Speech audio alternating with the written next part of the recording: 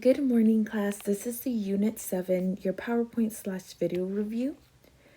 So the topics that I'll cover will be all of your nomenclature, starting from covalent to your different types of metals, naming acids, and then later on, I'll put a different video for the law of conservation of mass and balancing equations, which we'll finish off this week. So covalent nomenclature, guys. Covalent means you have two nonmetals. So if you remember, your nonmetals are hydrogen, and then starting over here with carbon, and on this side, this is when you're dealing with your nonmetals. So remember, your nonmetals are on the right-hand side. You use Greek prefixes, which are these: mono, di, tri, and so on. This is not given to you on the exam, so make sure that you can have it written down somewhere. The first name of the element always remains the same. The biggest thing is you do not use the word mono for the first element name. You can use every other one: di, tri, tetra, penta, hexa, hepta, octa, nona, and deca. The only one that you do not start off with is mono. As always, it's like these two elements get together, they get married, so the first name remains the same, and you can use any prefix except mono, right? And the second element, because when people get married or elements got married, changed its last name to IDE. So here are some beautiful examples. Here we have CO, so carbon and oxygen. As you see, they're on the right-hand side, so that means they're nonmetals. This is a covalent nomenclature. So carbon has one, but remember, we do not use the prefix mono for the first element name, so it stays the same, carbon. And I have two oxygen, so the prefix that I'm going to start off with 2 is di. So it's carbon di, and the way that you change oxygen to have that IDE ending is oxide. Carbon dioxide. Always remember that IDE ending. And again, I'm using that prefix di because it tells me that I have 2 oxygen. Next, I have CO. These are always common examples. Again, I do not use mono for the first element, so I just write carbon. First name stays the same, but for that second element, for that oxygen, I do use it. Please make sure that you pay close attention as to how you write mono with oxygen. It's monoxide. There's no double O, you do not double it up. Just make sure that you have that IDE ending, and it's a little bit weird, so it's like monoxide. Next we have P2O. So P2O, guys, P is right here, and oxygen is there. So again, that just confirms that I do have 2 nonmetals, and I have 2 of my P, which is phosphorus. Again, I use my prefix di. Diphosphorus.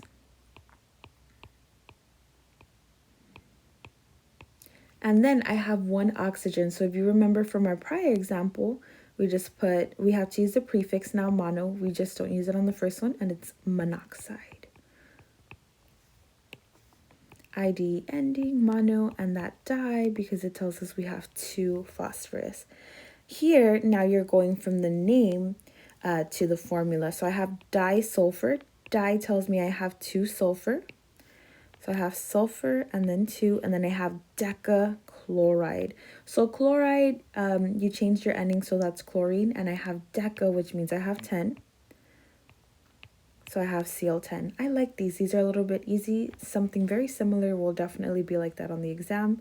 And then sulfur hexafluoride. So again, sulfur does not have a prefix. That tells me that I just have 1.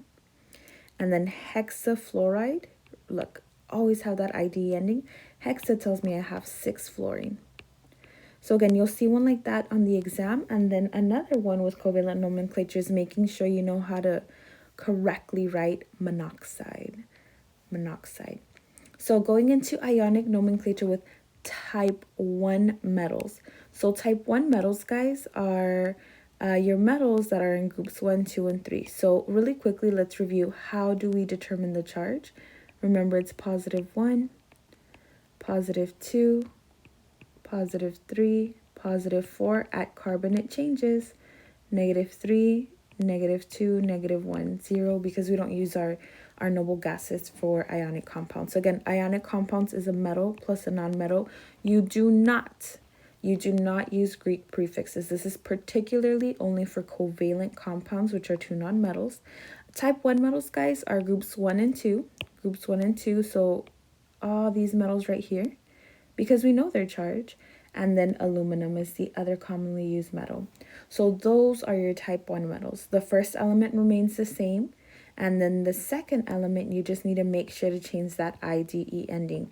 Again, with ionic compounds, you do not worry about your Greek prefixes. That is only for your nonmetals and nonmetals, which are covalent compounds.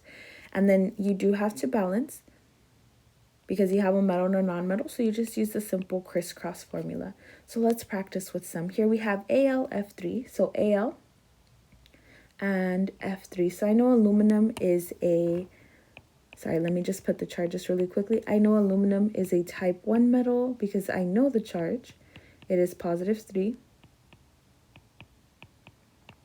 And then I have fluorine, which will become fluoride. So the way that I would correctly write the name here is just aluminum, because remember the first name stays the same, and then fluoride. I want you to notice how I do not use any prefixes. It is not necessary here, not necessary at all. Then I have K, which is potassium, and then I, which is iodine. So again, I will just write it as is. This is potassium. The first name stays the same. And then I would put iodide. This is how you use that ID ending for iodine, which is not possible, guys. This type of question will be coming up.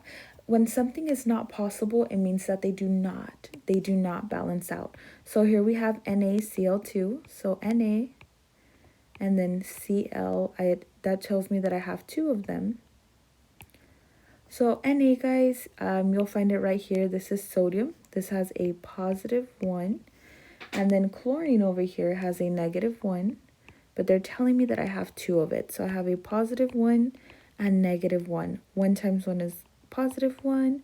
-1 times 2 is -2. This gives me an overall charge of -1, right? This is not good. I do not want -1. Remember, you want a goal to get to 0, to completely cancel out. So A is definitely not possible. And then I have Li2O. So lithium, again, is right here. That is a +1. So I have lithium with a +1, but I have two of them. And then I have oxygen over here with a -2. +1 is +2, -2. This does equal 0. Again, you can use, your crisscross method. So +1, -2. Crisscross it. I'm supposed to have 2 lithium, 1 oxygen. This is good. It balances out. It looks good. So this one is possible. And then I have Ca3N2. This one looks a little bit weird, but let's just balance it out. Here we have calcium. Calcium has a +2 charge. And then I have nitrogen with a -3 charge. Again, this one you can crisscross. This tells me I have 3 calcium and I have 2 nitrogen. +2, -3, using crisscross 3, 2. This is good. You can also balance it out by just making it sure that it cancels out. So +2, +2, +2, that's +6. -3, -3, -6, this will cancel out to 0. So that one, the one that is not possible is NaCl2, because they do not use the crisscross correctly. It tells me I have 2 chlorine, and that gives me a charge of -2. I do not want that. That is not good for us. Moving on, nomenclature with polyatomic ions. So polyatomic ions, guys, you have this beautiful chart that you will be able to use on the exam. It's just the metal. So remember, our metals can be anything over here. We said our metals, right now we're currently using type 1. And our charges are given to us, again, +1, +2, +3, +4, -3, -2, -1. You have to know how to charge your own periodic table. First name stays the same. Second name, guys, for the polyatomic ion, remember, it is independent. It is on its own chart. It stays the same. You don't have to worry about changing anything. You just balance it out. Again, balance, balance, balance when you're working with ionic nomenclature. Remember, ionic has a metal, and these do not. If you're working with a metal, you do not use those Greek prefixes. And parentheses, guys, this is very important. Only use when you have two or more. If you only have one polyatomic ion, it should not be in parentheses. So let's practice with a couple. Here I have K, and I have NO2. So I'm going to go here. K is right there, that is potassium, and NO2 is over here, nitrite. And that's it. I just have to write the name as it is. So it's potassium and then nitrite. I feel like these are definitely the easier kind because what you see is what you write. Next I have Mg, which is magnesium, and then I have CO3, which is carbonate, and that's the name that I would write, magnesium.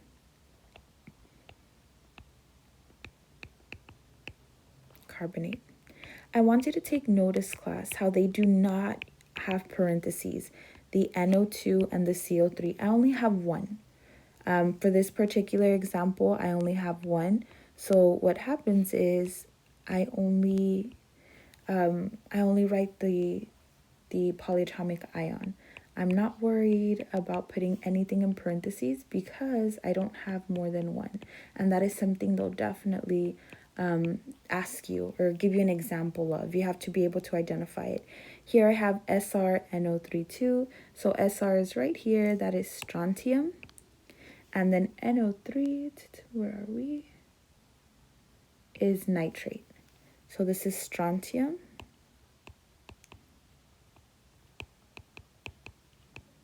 Nitrate. Again, I just write it as I see it. They keep their endings. They're independent. They have their own chart. I do want you to notice here, though, that my nitrate, which is NO3 right here, is in parentheses. This is because strontium has a +2 charge, and my nitrate, you see this little negative sign, tells me I have a -1 charge. So we're using crisscross. I have 1 strontium and I have 2 nitrate. So because I have more than one, that strontium has to be in parentheses. And now let's try it when we're going from the name to the actual polyatomic ion setup, right? So I have magnesium. Magnesium is right here, and it has a +2 charge. And then I have hydroxide. Hydroxide is one that you do have to remember. That IDE ending throws people off, but hydroxide, guys, is very much a polyatomic ion. It's very common, and it is OH. So hydroxide has this little negative sign next to it, so that tells me I have -1. And I'm going to crisscross it. So I have 1 magnesium and 2 hydroxide. So the way that this would look would be magnesium. Because I have 2 hydroxide, guys, my hydroxide will go in parentheses. And then my 2 subscript will go outside of it. So again, magnesium is +2, hydroxide is -1. 2 times 1 is +2.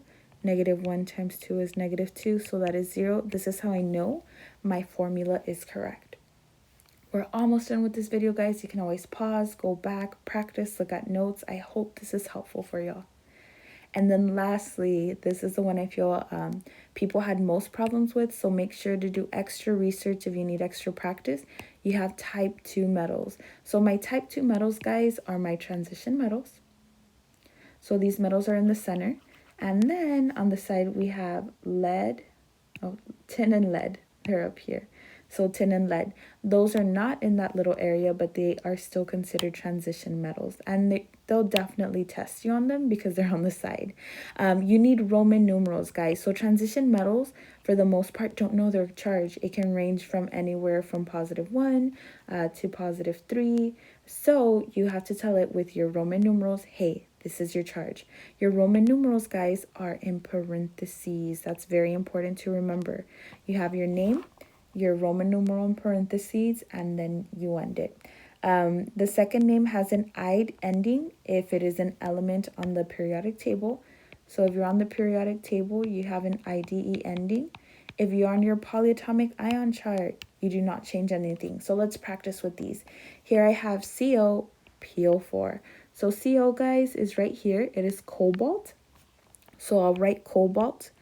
I'm going to put parentheses right off the bat, guys, because I know this is a transition metal. Again, how do I know that it's a transition metal? It is in this area. Here I have tin and lead, and all of those in the center are transition metals. And then I have PO4, which is phosphate. Again, the easiest way to tell that you have a polyatomic ion is like, hey, this has multiple elements. That's more than likely a polyatomic ion. So I have phosphate, but I'm not done. Remember, I still need to find, sorry guys. I still need to find that charge for cobalt. So cobalt, I don't know it, but I know phosphate has a -3 charge.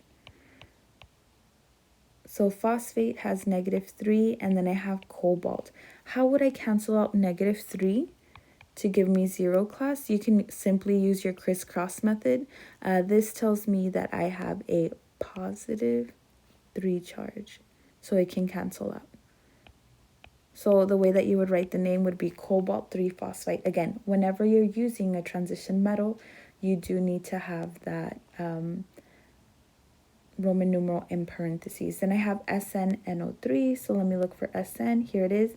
Tin, guys. Even though it's on the side, you have to remember tin and lead are polyatomic ions. So I'm going to write tin. And really quickly, guys, I'm going to put my parentheses because it's a transition metal. I need to give it its charge. And then NO3, this is in parentheses, so this quickly tells me, like, hey, that's a polyatomic ion. So I have nitrate. Again, I write it as I see it. I don't worry about changing anything. And I have a -1 charge, but I have 2 of them. So let me put that really quickly here. So I have a nitrate. I have 2 of them. How do I know I have 2? This little subscript tells me so. And I have -1, -1. And then I have tin. So here you can work backwards, and that 2 would be up here. So that tells you you have a +2 charge. Or just up here, because you only have 1, you should know. -1 and -1 is -2. How do I cancel out -2 with a +2? And that's it. And then lastly, guys, copper-2 chloride. This IDE ending should give you a hint of like, hey, that is supposed to be on the on the periodic table, right? Because our polyatomic ions have different endings. So again, I'm going to label it really quickly. And then from here, guys, okay, so I know I have copper. Copper says 2, so that tells me I have a +2 charge. And then chlorine is a -1. So I'm going to crisscross. The way that this would look like would be COCl2. So again, copper has +2. Chlorine has a -1. So I can cancel it out and get to 0. I need 2 chlorine. Or again, you can simply do the crisscross method. And that's it, guys, for your ionic nomenclature. Really quickly, we'll practice naming acids. I know this video is a little bit long. You can always stop, go back, and rewatch it, and we'll finish up this first section of the review. So naming acids, guys. Naming acids, there's 2 types of acids. Acids that do not contain oxygen. These are your hydrochloric acid, hydrobromic acid, hydroiodic acid. As you notice, binary acids only have 2 parts, your hydrogen and your element. They're found on the periodic table. These, the way that you name these, because they're more hydrogen-based without oxygen, you use the prefix hydro, that ic ending, and as always, you add acid at the end. Something to remember when you're balancing is that hydrogen has a +1 charge. Next, you have ternary acids, commonly known as oxyacids. So these acids do have oxygen. These acids do have oxygen. The way that you name these acids is you do not use hydro, but you have this little ending trick. Remember, 8-ic, 8-us, 8-ic, 8-us, 8-ic, 8-us, and you add acid. So let's practice really quickly, guys. Which acids has ending in ic? So remember, you use that ic ending for binary acids because you use hydro. You have that ic ending, and then acid, and then the other one is when you go from 8 to ic. Remember, 8-ic, 8-us, 8-ic, 8-us, 8-ic, 8-us. So let's look at this, guys. I do see a binary acid already, so I know really quickly that that has an ic ending. And then let me look at my polyatomic ions. Remember, the ones that end in 8 will have an ic ending, so really quickly I have NO3. NO3 is nitrate. You're good. ClO2, These always look, that's chlorite, that has an ite-us ending, and then ClO, that's hypochlorite, that has an us ending. So the two in this particular question that will have an ic ending will be my acid number 1 and acid number 3. So again, just be familiar with the endings. Your binary acids have an ic ending. It's hydrofluoric. This would be hydrofluoric. Hydrofluoric. And then the NO3, which is nitrate, would just be nitric acid.